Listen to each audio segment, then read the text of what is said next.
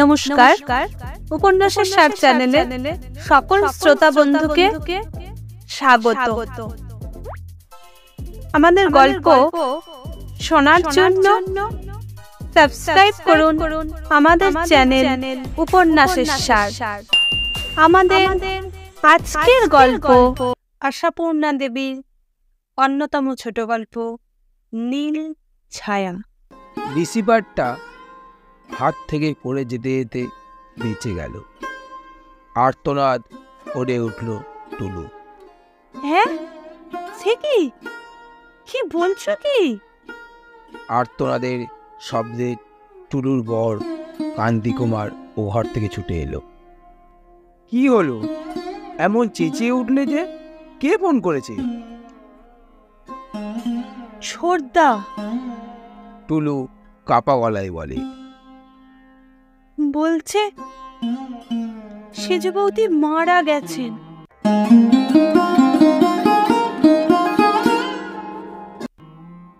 কি কি বলছো? তার মানে? মানে বুঝতে পারছি না। ধরো তো ফোনটা, তুমি ধরো তো। আমার মাথাটা কেমন ঘুরছে। রিসিভারটা বরের হাতে তুলে দিয়ে বিছানায় বসে পড়ে টুলু।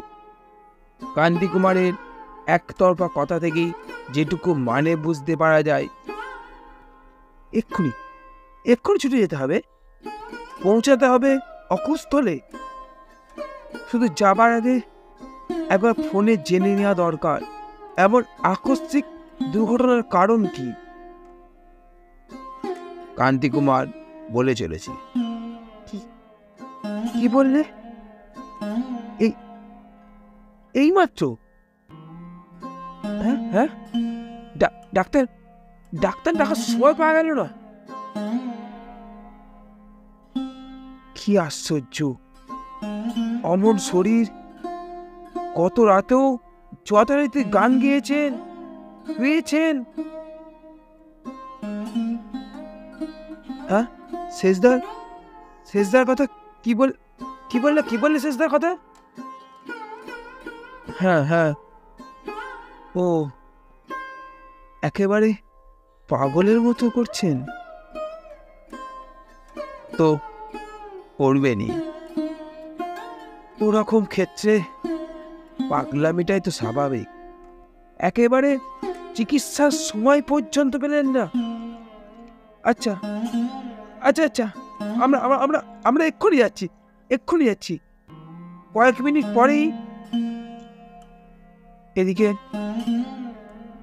এদিকে টুলুর মাথাটা আবার ঘুরছে।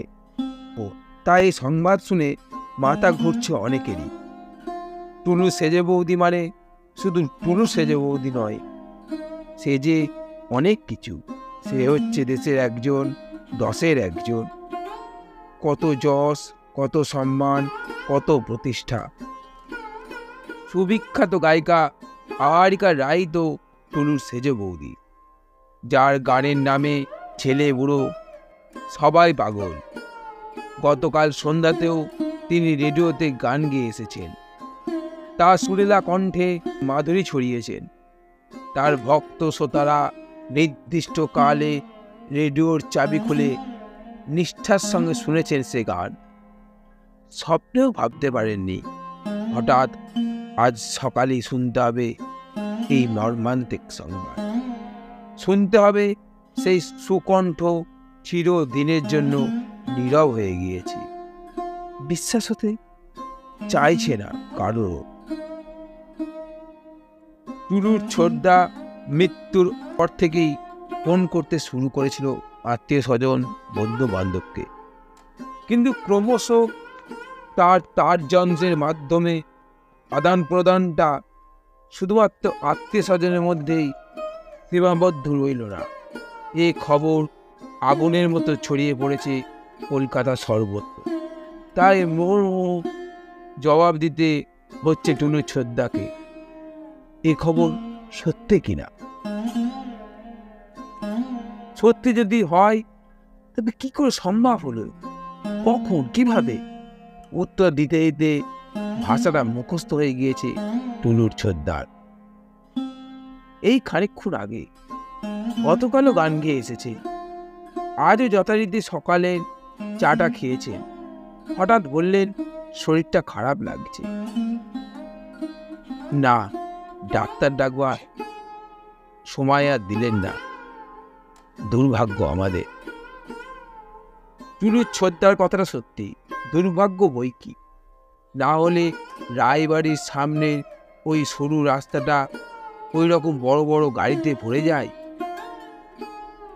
এই এত গাড়ি সব কিছু তো আর টুলুর ছোদ্দাদের আত্মীয়বর্গের নয়, এসব টুলুর সেজে বৌদির ভক্তজনদের। কেউ শুধু একবার শেষ দেখা দেখতে এসেছে, কেউ বা এসেছে সদ্যবিতকে মালা প্রদান করতে। টুলুর শেষদা প্রথমটা পাগলের মতোই হয়ে উঠেছিলেন। এখনো চোখে মুখে চোয়ালের রেখায় অবিনস্ত, চুলের উদ্ভ্রান্তের ভাস স্পষ্ট। তবু নিজেকে সামলে নিয়েছেন ভদ্রলোক। সামলে নিতে হয়েছে, আগন্তুকদের সঙ্গে ভদ্রতা রক্ষা করতে তো হবে।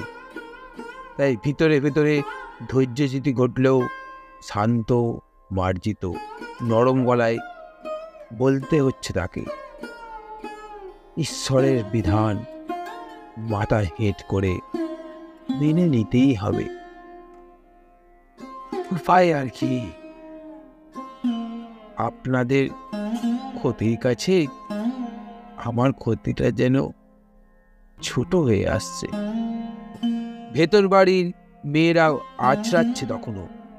সেজে বৌদি নেই, এ যেন কেউ চোখে দেখেও বিশ্বাস করতে পারছেন না। এ বাড়ির মধ্যমণি হচ্ছে সেজে বউ, রূপে গুণে আলো করে, মধুর স্বভাব, হাসি খুশি, চঞ্চল, উজ্জ্বল। তার গুণ বর্ণনা করে করে করতে পারছে না তারা। এর সঙ্গে ভাবনা শেষদাকে নিয়ে। সেজে বৌদি হারা শেষদা, এই যেন ভাবাই যাচ্ছে না। বউ হেঁটে গেলে তার মুখে বাজে, বউ হাসলে তার মুখে হাসি ছড়ায়, বউ একটু গম্ভীর হলে তার চোখে ত্রিভুবন অন্ধকার। বউয়ের এই গান গান বাতিকে কতটুকু না পেতেন তাকে কাছে। নিত্যদিনই তো এখানে ওখানে জলসা, বিচিত্রা অনুষ্ঠান, তবু তাতেই ধন্য, তাতেই মুগ্ধ তিনি। তবু তো টুলুর বড়দি বলছিলেন গলা নামিয়ে, তবু দেখো স্বামী স্ত্রীর সম্বন্ধটা তো অনেকদিন থেকেই নেই, দুজনে দু ঘরে। আমাদের বরং একটু অসহ্য লাগতো, কিন্তু শিশিরকে এজন্য একটি দিন ক্ষুব্ধ হতে দেখিনি। টুলুর মামাতো বোনেরা যারা কালে ভদ্রে এ বাড়িতে আসে, তারাও চমকে ওঠে, উদ্গ্রীব হয়ে বলে ওঠে, সে কি, সে কি, কেন? টুলুর বড়দি আরো গলা নামালে, শুনেছি, শুনেছি সেজ বউয়ের গানের বড় নির্দেশ, ব্রহ্মচর্য না করলে। বাবা, শিশিরকে ধন্য বলতে হবে, মেনে নিয়েছিল এ কথা। টুলুর বড়দি চোখ গোল করে বলে উঠলেন, ও বাবা, তা আবার নেবে না? বউয়ের গানের উন্নতি করেই তো। টুলু থামিয়ে দিল, ও কথা যাক বড়দি, তুমি বরং ও ঘরে যাও, সেজ বৌদিকে সাজিয়ে দাওগে। আমি পারবো না। বিয়ের কোণেটিকে এসে বউ সাজিয়ে বসিয়েছিলাম আমি, আবার শেষ সাজাবো? তোরা যা বললেন। তবু উঠেও গেলেন। জানেন তিনি না গেলে ঠিক মতো হবে না। এ কাজ তার এক চেটিয়া। আত্মীয় কুলের যেখানে যখন এ দুর্ঘটনা ঘটে, তিনি এর ভার নেন। শোকে মূর্ছমান হয়ে আছে বাড়ির নিচের তলার পুরুষ ও আত্মীয় মুখ। ক্রমশ বহিরাগতরা বিদায় নিয়েছে, এখন শুধু নিকট আত্মীয়রা। বাড়ির 2-1 ভাগ্নে আর জামাই গিয়েছে ফুল আর মালা আর পালিশ করা খাট আনতে। আরও কেউ কেউ এখানে সেখানে, আর সবাই শান্ত, স্তব্ধ, শোকাহত। এই সময় ডাক্তার এলেন। না, চিকিৎসা করতে নয়, সার্টিফিকেট দিতে। দেহটা পুড়িয়ে ছাই করাতেও ছাড়পত্র চাইছে। মরে গিয়েও পার আছে নাকি আইনের হাত থেকে? তার বোধহীন, অনুভূতিহীন অসার দেহটার উপর আইনের অধিকার। তাই মরবার পরেও চিকিৎসক। ডাক্তার টুলুর শেষদার বন্ধু, বলতে গেলে এই বাড়ির পরিজনই একজন। প্রথমে আসতে চাননি, শিশিরের টেলিফোনে অনেক ডাকাডাকিতে এসেছেন শোকার্ত বিবর্ণ মূর্তিতে। এসে দাঁড়াতেই এরা উঠে দাঁড়ালো। ডাক্তার ম্লান কণ্ঠে বললেন, শিশির কই? শিশিরের বড় ভাইপো করুণ কণ্ঠে বলল, সেজ কাকিমার গানের সেই ছোট্ট ঘরটায় সকাল থেকে ক্রমাগত বাইরের লোকের সঙ্গে কথা বলতে বলতে খুব টায়ার্ড হয়ে পড়েছেন। ডাক্তার কি যেন একটা বলতে বলতে ধীরে ধীরে সিঁড়ি বেয়ে চললেন। পরিচিত ঘরবাড়ি, অবাধিত দ্বার। উঠে এলেন একেবারে মৃতার ঘরের মধ্যে। নীল ছায়াচ্ছন্ন সুন্দরী শুয়ে আছে এখনো নিজের খাট বিছানায়। টুলুর বর্দির সাজানো পর্ব তখন সবে মিটেছে। নতুন শাড়ি আর সিঁদুর চন্দনের চাকচিক্যেও নীল আভাটা কি ঢাকা পড়েনি? না এলে ডাক্তার অমন শিউরে স্তব্ধ হয়ে গেলেন কেন? টুলুর বর্দি ডগরে উঠলেন। ডাক্তার, কি হলো ভাই? ডাক্তার নীরবে একবার কপালে হাত ঠেকিয়ে বারান্দার ও কোণে সেই ছোট্ট ঘরটায় এসে ঢুকলেন। সেজে বয়ে সেই গানের ঘরে। একটা টেবিলের ধারে বসে রয়েছে শিশির। ডাক্তার ঘরে ঢুকেই দরজা ভেজিয়ে দিয়ে তার কাঁধ ধরে ঝাঁকুনি দিয়ে চাপা গর্জন করে বলে উঠলেন, কি কি করেছো? কি করেছো তুমি? শয়তান, শয়তান পশু! টুলু শেষদা একটু নড়ে চড়ে বসে পরিষ্কার গলায় বললেন, লিখে এনেছো? ডাক্তার ওই নিরুত্তাপ ভাব একটু সামলে নিয়ে মাথা নেড়ে বললেন, ডেড বডি না দেখে লিখবো কি করে? ও, ওটা বুঝি আইন নয়? তোমরা ডাক্তাররা যে সব আবার আইন বাঁচিয়ে চলো। যাক, দেখা হয়েছে তো? না, হয়নি। ডাক্তার আবার বলে উঠলেন, দেবো না আমি সার্টিফিকেট। পুলিশে হ্যান্ড ওভার করবো তোমায়। শিশিরের মুখে একটা হাসি খেলে গেল। পাগল, ভাই কখনো পারো? কাগজ আনোনি? এনেছো? লেখো লেখো, সহজ, স্বাভাবিক, নির্ভেজাল, সাধারণ মৃত্যু। ওই যে কি একটা বলো না তোমরা?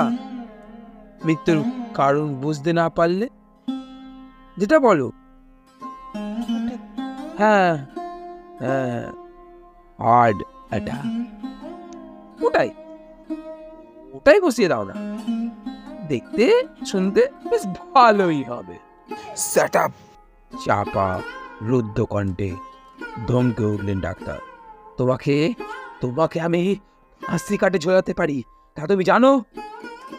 পারো? তা জানি,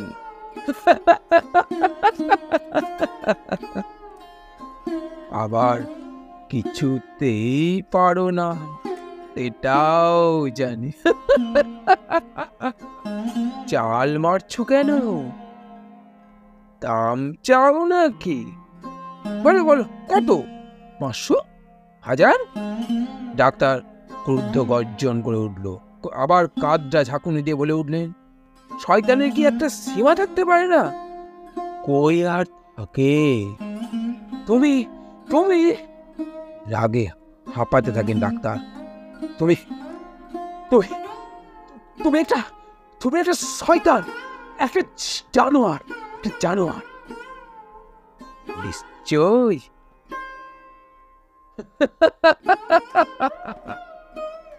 না হলে কি আর তোমার বন্ধু হতে পারি? নেবে না? নেবে না তাহলে টাকা? এই নাও পারতে। কিন্তু ডাক্তার, তুমি ডাক্তার হয়েও এই সায়েন্সের যুগে এমন কেয়ারলেস না হলেও পারতে।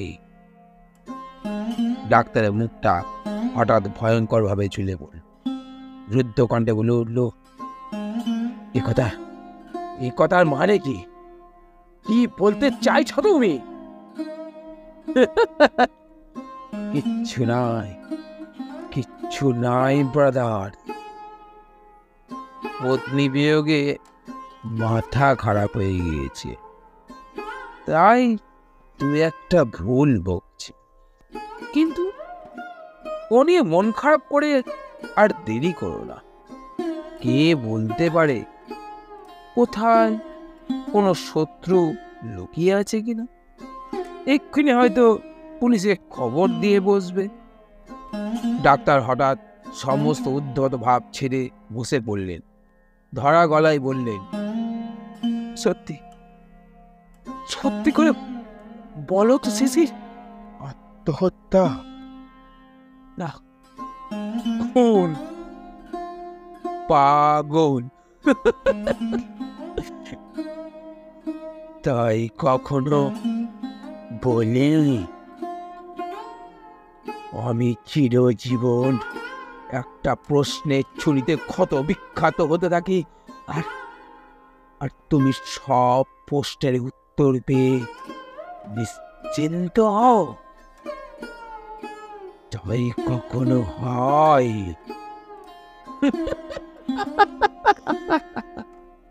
মাথা হেট করে ধীরে ধীরে বেরিয়ে গেলেন ডাক্তার, আর সেই দিকে চেয়ে রইলেন সুবিখ্যাত গায়িকা আহরিকা রায়ের স্বামী শিশির রায়। অদ্ভুত, কঠিন, ব্যঙ্গ মিশ্রিত একটা তিক্ত হাসি ঠোঁটে নিয়ে। এ ব্যঙ্গ বুঝি শুধু ডাক্তার বন্ধুকেই নয়, ব্যঙ্গ সমাজকে, সভ্যতাকে, হয়তোবা নিজেকেও, আর পরলোকগতাকে।